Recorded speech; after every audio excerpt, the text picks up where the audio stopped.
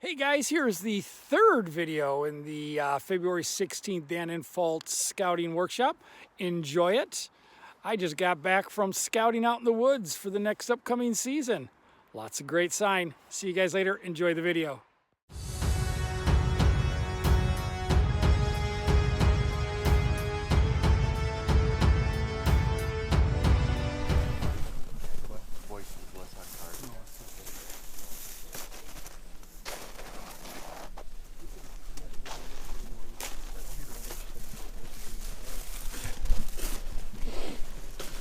So this is about where I'd want to set up, and there's a few reasons for that.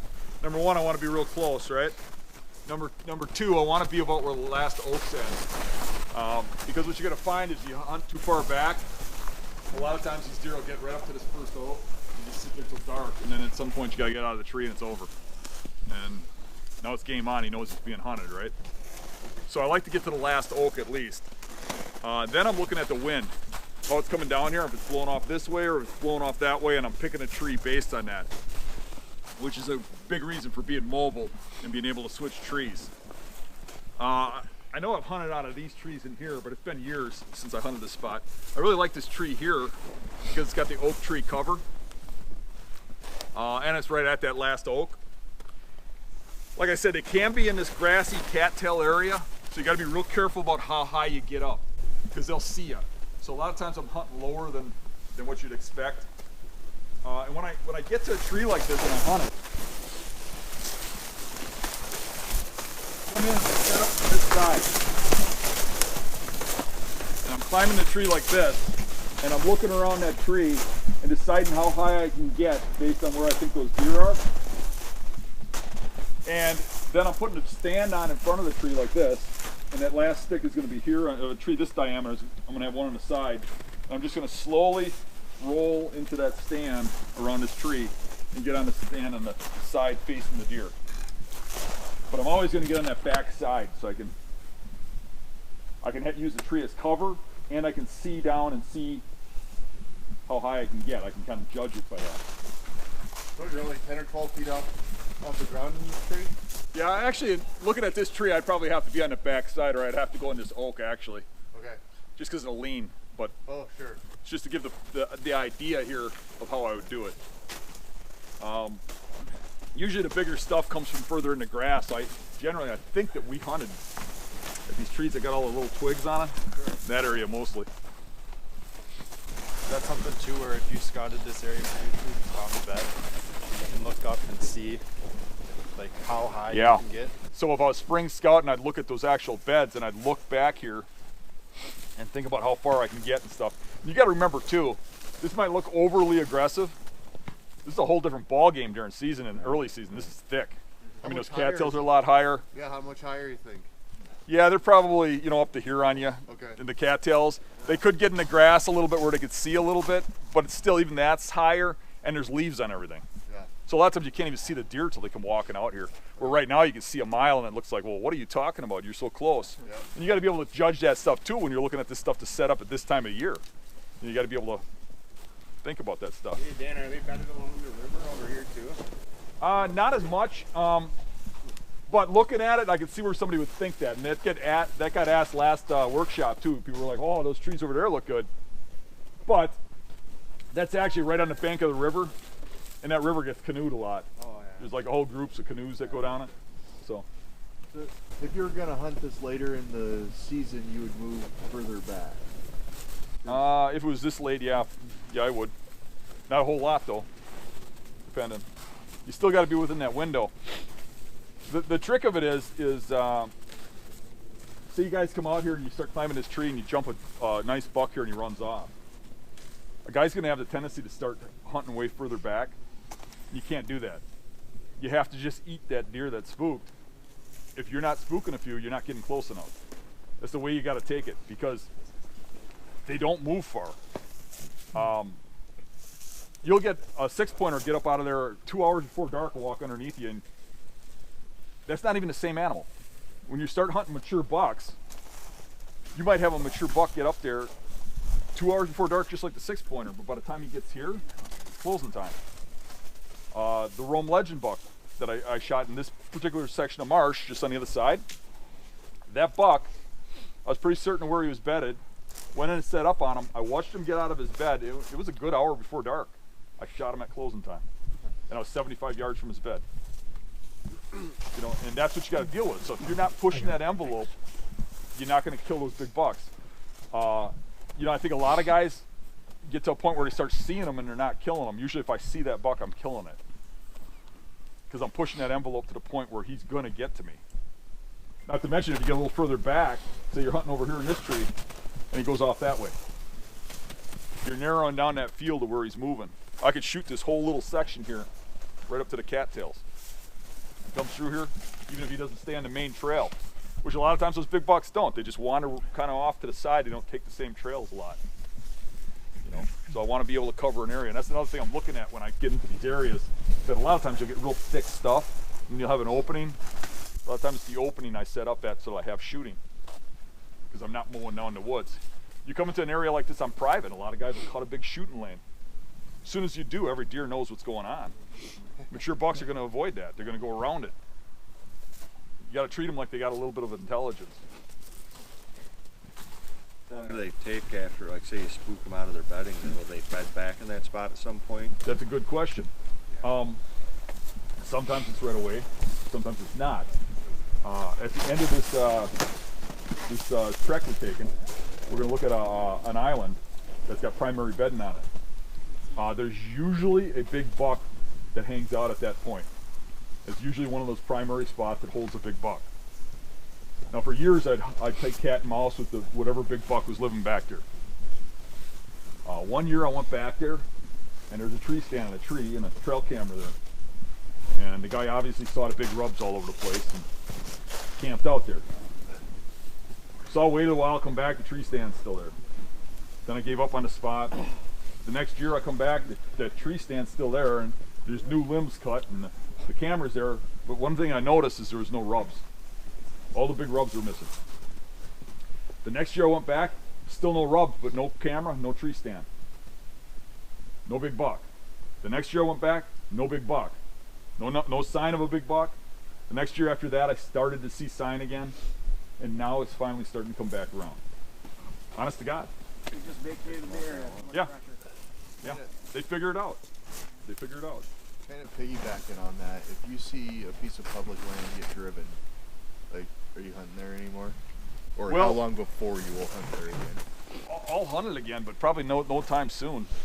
I mean, when you push them out of them areas, a lot of times they vacate. But I've also seen where you push a deer out of an area and they just go in a circle and come right back and stay there. And mature bucks do that more than young bucks.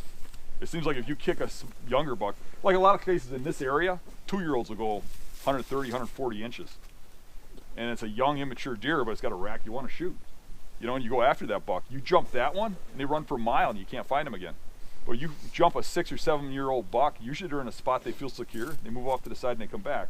Now, repetitive bumping them is a whole different ball game. Okay.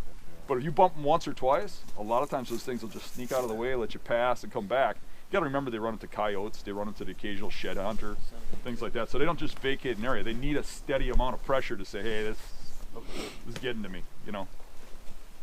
Talk a little bit about wind direction for this spot and how you'd access it or when you would hunt it based on the wind. Okay, generally you got the wind here blowing right towards the buck. So I'm looking for any kind of off wind, and the wind's blowing like this. I'm following this side in and setting up over here someplace. It's blowing off that way. I'm just setting up on this side. It's that simple. Where would you expect there to be does? If the does are out here, I'd expect them to be right in this area. Right here where we are? Yep. They're gonna be just out of that thick stuff in a group in a circle fashion. Where we looked at that first spot, where I accessed through that brush, you might have even saw some beds under the trees and stuff. That's almost always does. Groups of does in there. Let's say you got an opposite wind coming this way on the point. Are they even bedding there? Yeah, because of the cattails and stuff. What they do in cattails, they bed in like thick, where it's sound-based bedding. where they can hear you coming. They can hear you or sloshing or whatever. There's different types of bedding. There's site-based, like when they bed on the edges, like if they were bedding on the edges here, that'd be site-based. They wouldn't be there if it was a different wind than coming at you, right? What I see on the points, and we don't have a lot of good examples on this end of the swamp, but the points that come down like this, and then they got dogwood tapering on off of them, those are the best ones because they have really good bedding for any wind. So what I find is when the wind's blowing up at you, they bed in further and use their eyesight. So actually the worst time to hunt here is when the wind's in your favor, because they're going to be bedded up into this grass further and watching. Where if they got the wind to their advantage, they'll use the smell factor and they'll be in further looking the other way, because they're always looking downwind. Make sense? Yeah. So when you got a point that's got that tapering dogwood off of it, they can bed in that dogwood somewhere on any wind. They seem to prefer that better. But I will see deer on this type of point on any wind. But like I said before, they tend to prefer the points that normally have the right wind, but they'll be there when the wind's wrong. Do you have an app or something you like for wind direction or judging wind? Not really. Because I got some apps I use, but every time I use them, they'll say the wind is from one area, and then you get out in the woods, and it's every which way but. Here's the problem with that is most of what you're feeling when you get out here is thermals. So if you go by what's predicted, you're going to have issues. I know there are some apps that show the turns of the air right at the spot, but those aren't even accurate. A spot like this, you actually got water in these cattails that's actually pretty deep, standing. When it gets hot during the day, that water heats up. If you're sitting in the middle here, even if the wind's blowing that way, when it gets calm, your scent's going to go to the water, because it's the warm water is going to have some heat that pulls up, and it pulls in the cooler air that's now the sun's going down, that's over the land, to that and goes up. So your scent will drop and follow the ground and go to it. So a lot of times on these points, if there's standing water, I like to try, if I can with the wind, be up against the water so that my scent, when it gets calm, pulls to the water. But that's what you're probably experienced. Not only that, but say the wind's coming in here on an angle, right? Yeah. It's coming across these trees. If there's leaves, there's going to be some sort of vacuum on the backside, and it's going to have swirling effect. There's going to be all kinds of crap going on with that wind in these spots. Probably part of the reason the deer prefer these points. So back to water thermals. When the water is moving quickly, does it pull differently than a standing puddle? Yeah. So will it pull harder on moving water? I don't believe so. Temperature space. I believe it follows channels that are open because of moving water, like a river channel. It'll follow a river channel, but I don't think that that's because of thermals. Usually moving water is colder. It doesn't have time to heat up. Where I see the thermals affect the most is in stagnant water, standing calm water, and shallow water, especially if it's got that black muck underneath it and it's exposed to the sun. So you're throwing milkweed as you're coming in to get a real read on. Yeah, I usually what's going on. yeah, I usually got my pockets full of the crap. I think I've heard you talk about how if this island or this point has like a high spot, you know, running down the middle, scent pulling off one side, so you make sure you're off. Mm-hmm. Would that still matter if water's on one side versus the other? Or Yeah, it would. how drastic? Does Yeah, it that- would, but generally you got to be somewhat close to the water. You're going to have more of a pull. I mean, a thermal to water isn't like a hill thermal or something. It's not really strong. A lot of times you can't even feel it. You have to check it, like with milkweed, because you'll have the wind blowing in your face, and when the wind stops blowing, you feel nothing. But that's when it's going backwards, and if you're checking it, that's when you're seeing that opposite wind. And really, the only way to know if it's powerful enough to pull you from here is to check it. You know, but you do see some repetitiveness in that. So if you get to know a certain piece of property, a certain spot, you start to figure out where you can set up based on that that thermal repeating itself. So last year when I hunted this, I noticed that those rubs went off the other way, and I kind of like that because of that guy hunting here, and because I know that there's a couple of islands out here off of a point that's isolated by deep water that's had some really good bedding in the past. So I kind of headed that way, and we can kind of follow the rub line like I did, and go off that way. And when we get back there, I'll tell you guys what happened. So must be warming up. Must be getting the view of about 10 now.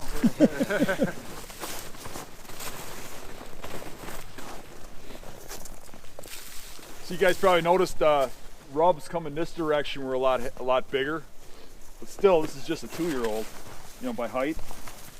But it caught my attention when I was coming back here scouting my way into hunt. So I came in to the island and I just followed this back, and right here the water gets real deep in these cattails here, and there's like an isolated island here that's drier that I've had a lot of good action on over the years, especially in early season when the acorns are dropping, and guys just don't seem to get back there.